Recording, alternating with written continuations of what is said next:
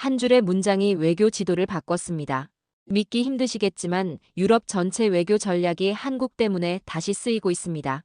그것도 누구도 몰랐던 조용한 도움 하나로 말이죠. 지금부터 단 한 사람의 발견이 어떻게 전 세계를 바꾼 건지 함께 확인해 보시죠. 저는 이사벨 콜라드입니다. 독일 함부르크 국제정치대학에서 EU 외교통합사를 연구하고 있어요. 52세가 된 지금까지 30년 넘게 유럽 외교사 자료만 파고들며 살아왔는데 지난 3월 어느 날 제 인생을 완전히 바꾼 문서를 발견했습니다. 그날 아침도 평범했어요. 브뤼셀 EU 사료관 지하 2층. 형광등이 깜빡거리는 낡은 문서 보관실에서 1990년대 동유럽 외교 문서들을 하나씩 정리하고 있었죠. 커피 한 잔으로 버티며 먼지 냄새가 진동하는 오래된 종이들과 씨름하던 중이었습니다. 폴란드 관련 자료를 넘기다가 눈에 띈 게 있었어요. 한국 외교부 문서 번역본이었습니다.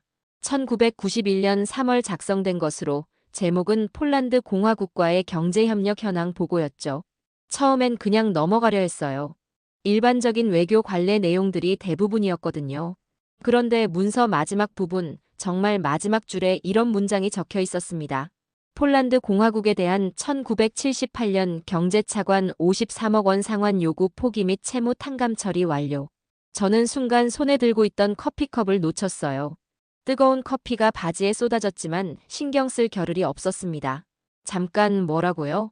1978년에 한국이 폴란드에 돈을 빌려줬다고요? 그것도 받지 않고 탕감해줬다는 겁니까? 유럽 외교사를 30년 넘게 연구했지만 이런 사례는 처음이었습니다. 1978년이면 한국이 아직 개발도상국이던 시절 아니겠어요?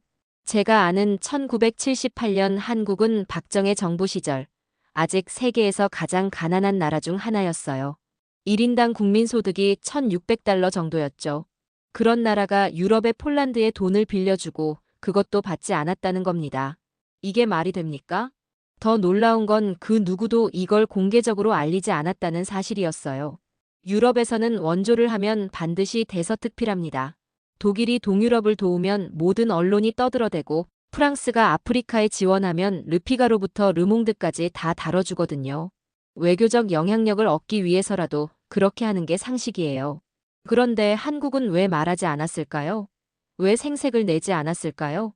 사무실로 돌아와 곧바로 추가 자료를 찾기 시작했어요. 혹시 다른 나라들도 비슷한 사례가 있나 싶어서 말이죠. 컴퓨터 앞에 앉아 밤새 검색했습니다. 하지만 찾아봐도 나오는 건 한국뿐이었어요. 새벽 3시, 저는 확신했습니다.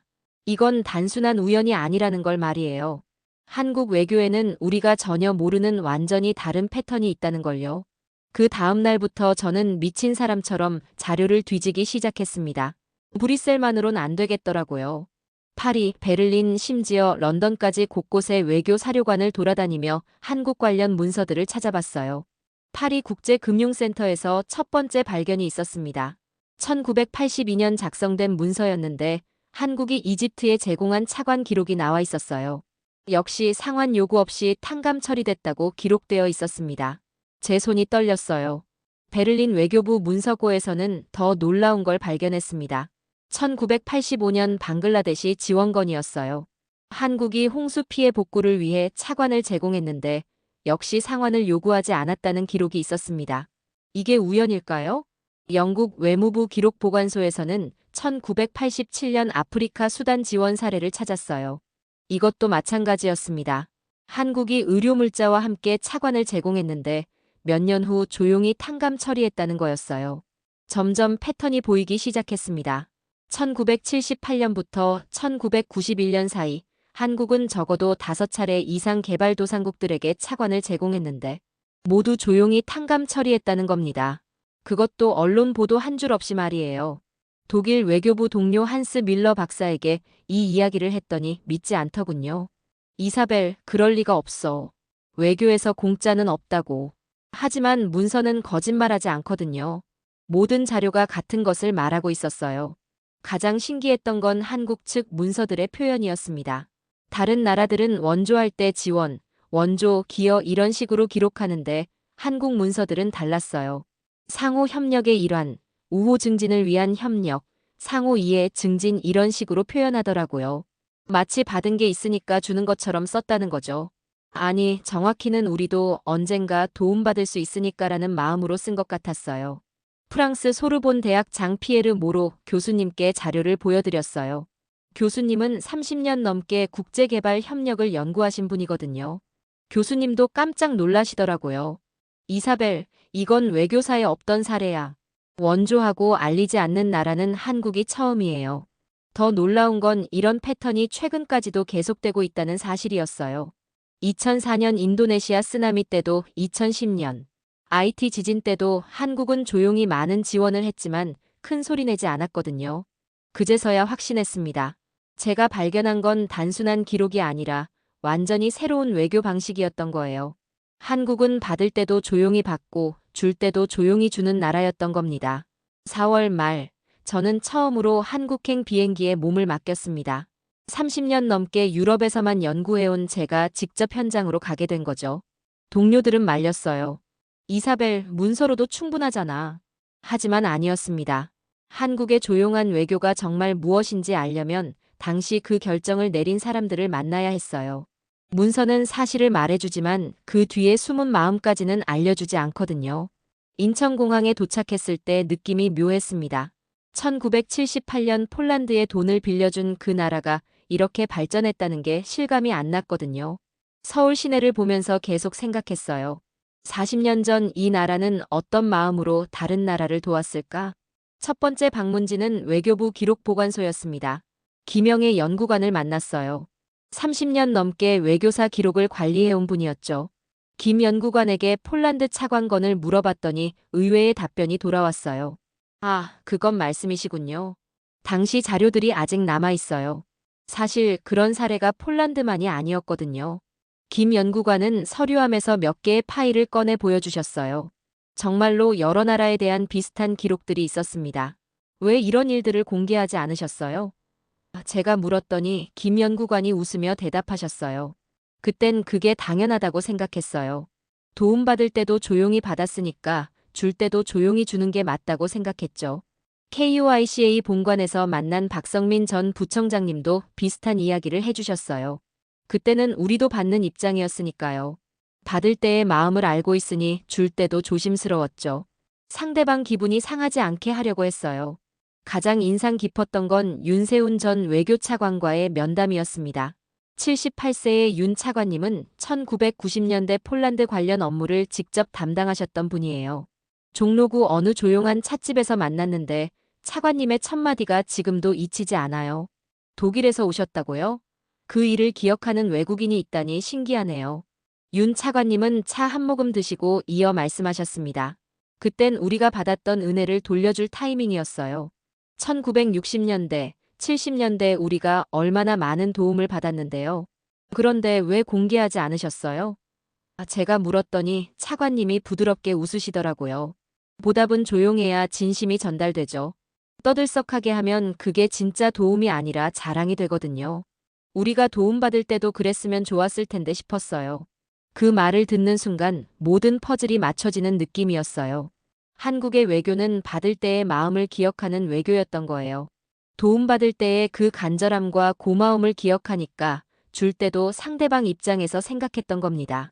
서울에서 자료 조사를 마치고 독일로 돌아온 후 저는 완전히 새로운 관점으로 한국을 보게 됐습니다.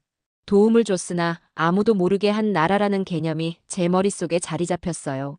기존 국제 정치학에서 한국은 항상 지원받는 나라에서 지원하는 나라로 변화한 사례로만 다뤄졌습니다. 하지만 실제로는 그 변화 과정이 아무도 모르게 조용히 진행되고 있었던 거죠. 마치 밤중에 꽃이 피는 것처럼 말이에요. 더 놀라운 건 이런 패턴이 지금까지도 계속되고 있다는 사실이었어요.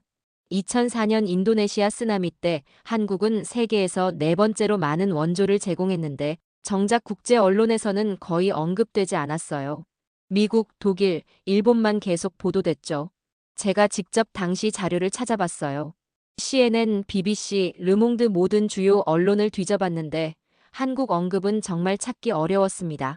반면 다른 나라들은 지원액이 적어도 크게 보도됐거든요. 우크라이나 사태가 터졌을 때도 마찬가지였습니다. 한국은 아시아 국가 중 가장 빠르게 난민 수용과 생필품 지원에 나섰어요. 하지만 서방 언론에서는 거의 다뤄지지 않았습니다. 일본이나 중국 지원은 크게 보도하면서 말이에요. 가장 충격적이었던 건 적대적인 국가들에게도 조용히 손을 내민 기록들이었어요. 쿠바에 의료물자를 보낸 것, 이라크 재건 지원금을 보낸 것, 수단에 식료품을 지원한 것까지. 그것도 모두 언론 보도 한 줄 없이 말이에요. 한국은 정말 조용히, 묵묵히 도움이 필요한 곳에 손을 내밀고 있었던 겁니다.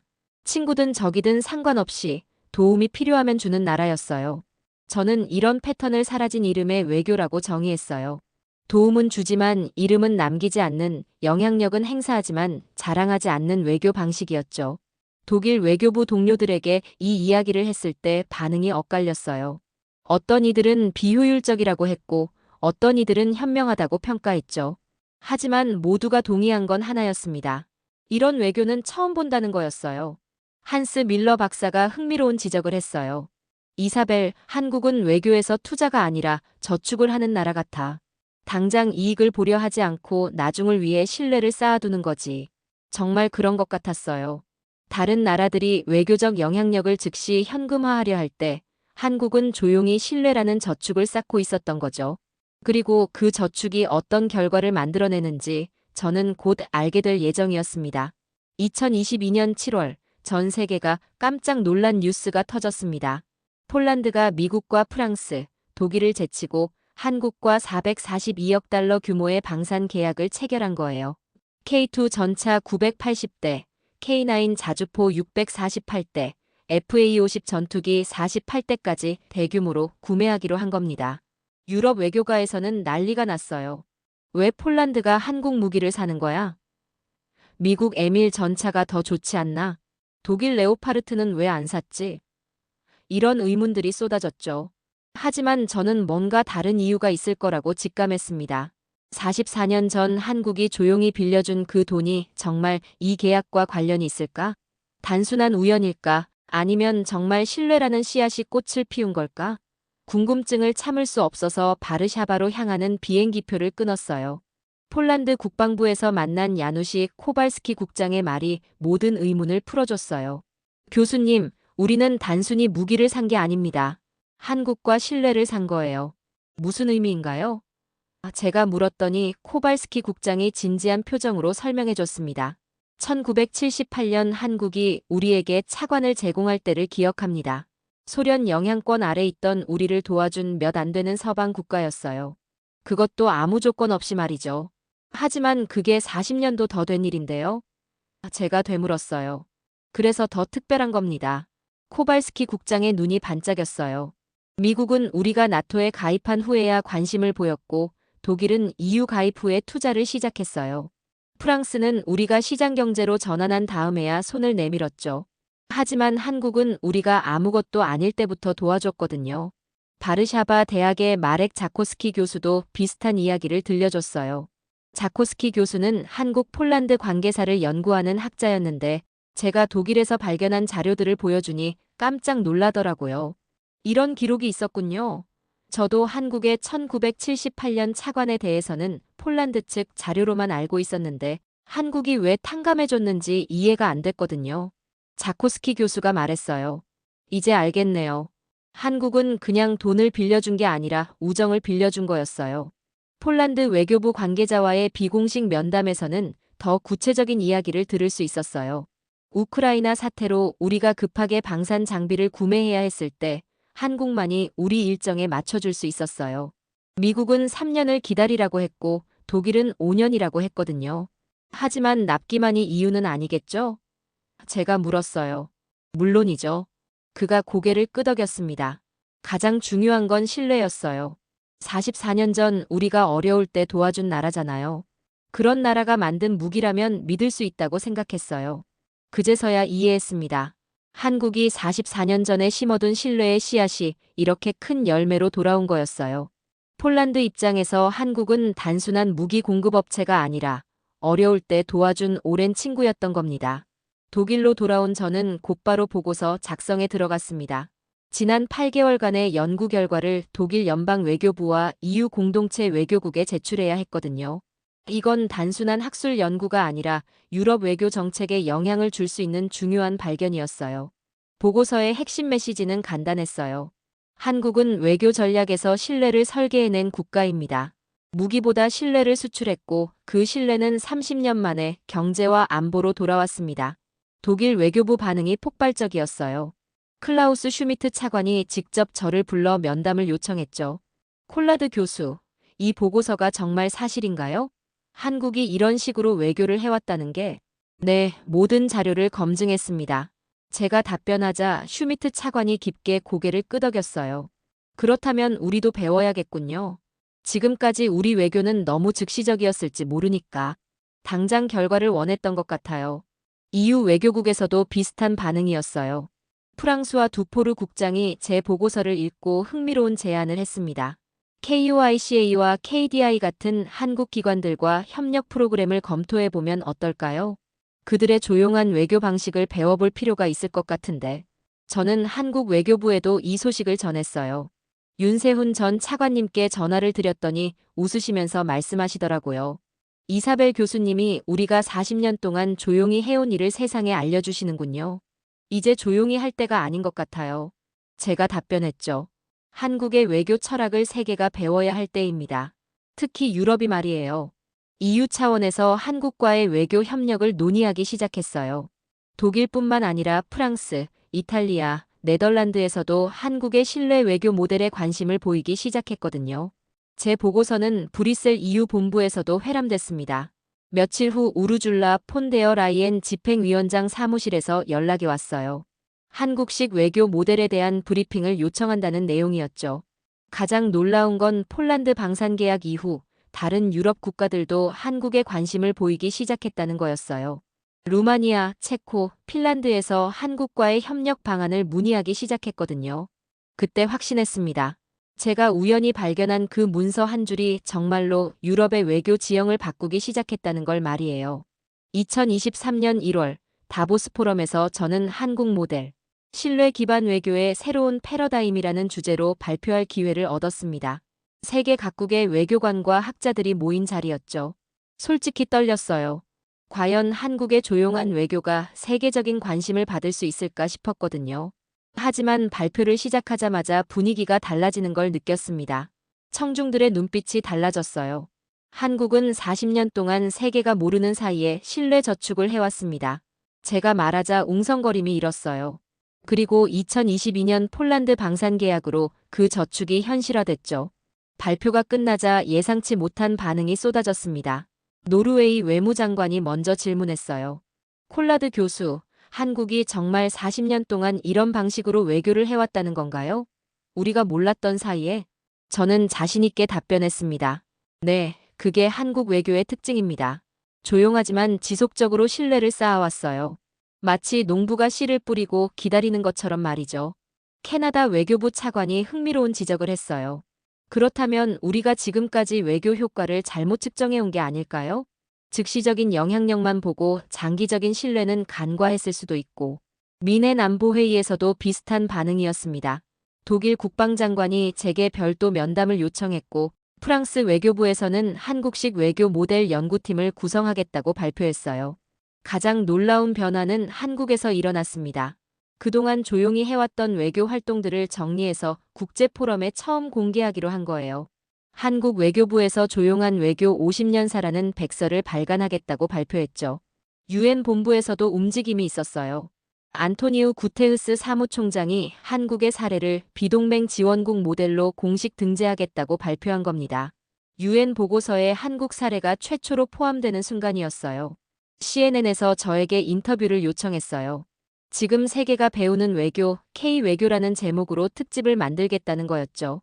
DW, AFP, BBC 같은 국제 언론들도 줄줄이 한국의 신뢰 외교에 관심을 보이기 시작했습니다. 하버드 대학 케네디 스쿨에서도 연락이 왔어요. 한국식 외교 모델을 정규 커리큘럼에 포함시키고 싶다는 제안이었죠. 옥스퍼드, 소르본, 베를린 자유대학에서도 비슷한 요청이 들어왔습니다. 가장 기뻤던 건 폴란드 이후 다른 나라들도 한국에 주목하기 시작했다는 거였어요. 루마니아가 K2 전차 구매를 검토하기 시작했고 핀란드도 한국과의 방산 협력을 논의하고 있다는 소식이 들려왔거든요. 저는 정말 역사적인 순간을 목격하고 있다는 걸 실감했습니다. 한국의 조용한 외교가 드디어 세계 무대 중앙으로 나온 거였어요. 6개월 후, 저는 다시 함부르크 대학교 강의실에 서 있었습니다. 하지만 이번엔 달랐어요. 전 세계에서 온 학생들이 한국의 외교 철학을 배우러 왔거든요. 제 강의실이 이렇게 꽉 찬 건 처음이었어요. 여러분, 한국은 받은 것만 기억하지 않습니다. 제가 학생들에게 말했어요. 받지 못했던 시절의 고통도 기억해요.